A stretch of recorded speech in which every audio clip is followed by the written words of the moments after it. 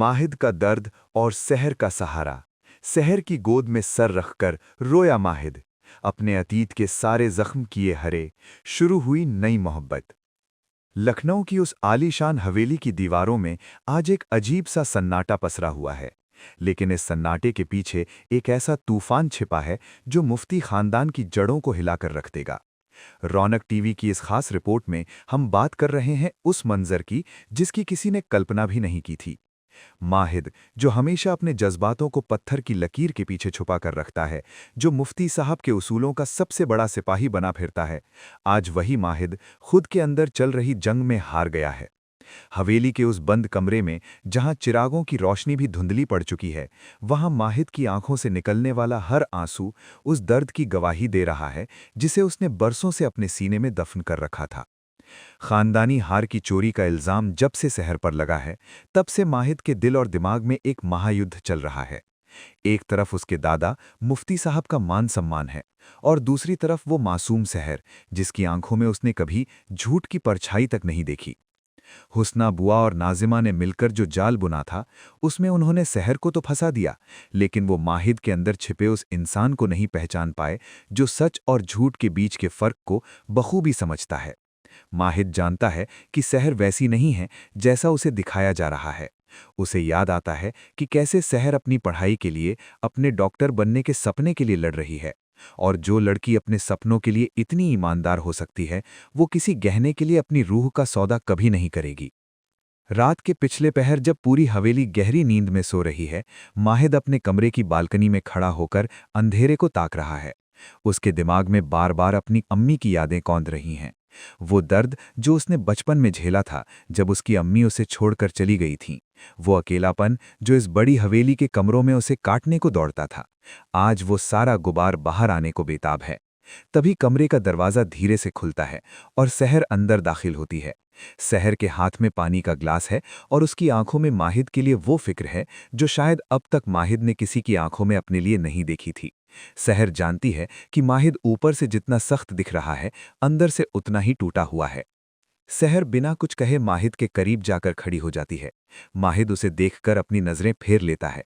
वो नहीं चाहता कि सहर उसकी आंखों की नमी को देख ले, लेकिन सहर, जो अब माहिद की खामोशियों को पढ़ना सीख गई है, वो चुप नहीं रहती। वो धीरे से माहिद का हाथ थामती है और उसे बिस्तर पर बैठने का इशारा करती है। माहिद, जो पूरी दुनिया के सामने एक चट्टान की तरह खड़ा रहता है, सहर के इस छोटे से स्पर्श से जैसे पिघलने लगता है। वो बिना किसी विरोध के बैठ जाता है। कमरा बिल्कुल खामोश है। सिर्फ माहिद की तेज चलती सांसों की आवाज सुनाई दे रही है। अचानक माहिद का सब्र टूट जाता है। वो शख्स जो कभी किसी के सामने नहीं झुका, आज अपनी पत्नी सहर की गोद में अपना सर रख देता है और फूट फूट कर रोने लगता है। ये मंजर इतना भावुक है कि वक्त जैसे वहीं थम गया हो। माहिद के आंसू सहर के लिबास को भिगो रहे हैं, लेकिन सहर को इसकी कोई परवाह नहीं है। वो बड़ी कोमलता से माहिद के बालों में अपनी उंगलियां भिरा रही है, ठीक वैसे ही जैसे एक माँ अपने परेशान बच्चे को सहलाती है। माहिद सिसकते हुए अपने अतीत के वो पन्ने खोलने लगता है जिनके बारे में उसने आज तक किसी से जिक्र नहीं किया। वो बताता है कि कैसे मुफ्ती साहब के अनुशासन और परवेज़ की सख्ती के बीच उसका बचपन कहीं खो गया। कैसे उसे हमेशा एक मशीन की तरह जिया गया जिसे सिर्फ खानदान की इज्जत की रक्षा करनी थी, लेकिन किसी ने कभी ये नहीं पूछा कि माहिद के दिल में क्या है। वो अपनी अम्मी को याद करते हुए कहता है कि उसे आज भी वो रात याद है जब उसकी अम्मी उसे अकेला छोड़कर चली गई थी, और तब से उसे लगने लगा था कि मोहब्बत सिर्फ दर्द देती है। उसे लगने लगा था कि अगर वो किसी से जुड़ाव महसूस करेगा तो वो शख्स भी उसे छोड़ देगा। यही वजह थी कि वो सहर से भी दूर रहने की कोशिश करता था। उसे डर था कि कहीं सहर की मासूमियत उसे कमज़ोर न कर दे। लेकिन आज सहर पर लगे चोरी के इल्जाम ने उसे झकझोर दिया है।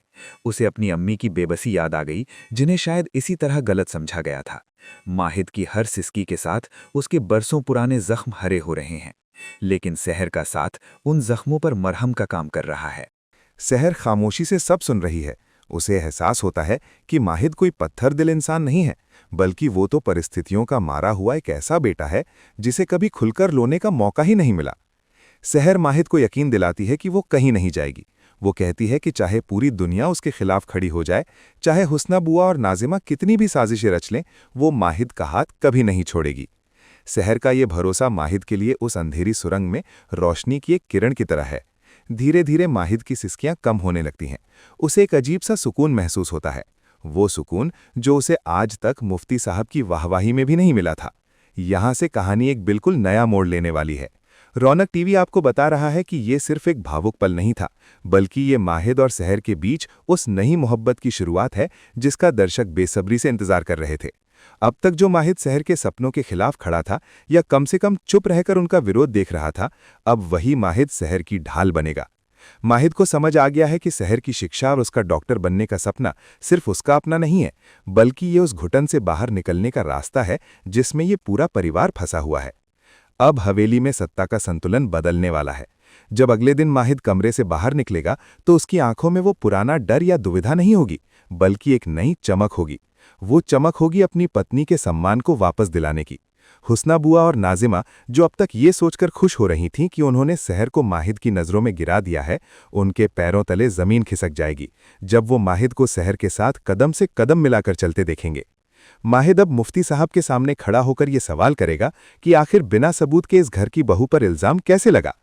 परवेज, जो अपनी बेटी की शिक्षा के सख्त खिलाफ है, उसे भी अब माहिद के कड़े तेवरों का सामना करना पड़ेगा। कौसर, जो अपनी बेटी के लिए हमेशा से डरी सहमी रहती थी, उसे जब पता चलेगा कि माहिद अब सहर के साथ है तो उसकी ममता को एक नया हौसला मिलेगा। माहिद और सहर का ये मिलन सिर्फ दो दिलों का जुड़ाव नहीं है, बल्कि ये उस सोच की हार है जो औरतों को सिर्फ चार दीवारी और गहनों तक सीमित रखना चाहती है। माहिद अब खुद सहर की मेडिकल की किताबों को छुपाने के बजाय उन्हें सहेजने में उसकी मदद करेगा।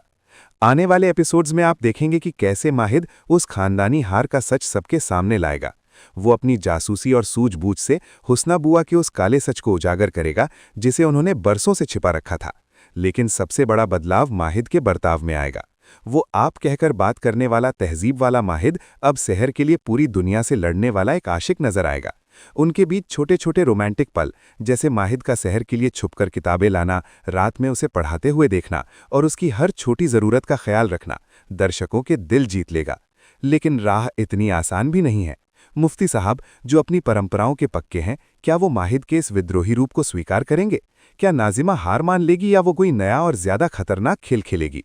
रौनक टीवी के पास ये पुख्ता जानकारी है कि आने वाले समय में सहर की पढ़ाई को लेकर हवेली में एक बड़ा हंगामा होने वाला है और उस वक्त माहिद अपनी जान की बाजी लगाकर सहर के करियर की रक्षा करेगा। माहिद का वो दर्द जो सहर की गोद में आंसुओं बनकर बहा था, अब वो एक ऐसी शक्ति बन चुका है जो इस हवेली के पुराने और सड़े गले उसूलों को जड़ से उखाड़ फेंकेगा। ये नई मोहब्बत सिर्फ रोमांस तक सीमित नहीं रहेगी, बल्कि ये त्याग, विश्वास और एक दूसरे के सपनों को पूरा करने की मिसाल बनेगी। माहिद ने आज अपने अतीत के जख्मों को कुरेद कर खुद को आज़ाद कर लिया है। वो बोझ जो उसके कंधों पर था, उसे सहर ने आधा बांट लिया है।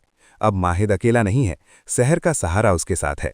और जब एक डॉक्टर बनने का ख्वाब देखने वाली लड़की और एक उसूलों का पक्का लड़का एक हो जाते हैं तो इतिहास रचा जाता है। आप बस तैयार हो जाइए उस महा ट्विस्ट के लिए, जब माहिद सबके सामने सहर का हाथ थामकर उसे उस पिंजरे से बाहर निकालेगा और उसकी मंजिल की तरफ पहला कदम बढ़ाएगा। ये सफ़र लंबा है, दर्दनाक भी होगा, लेकिन अब हर दर्द की दवा मोहब्बत होगी।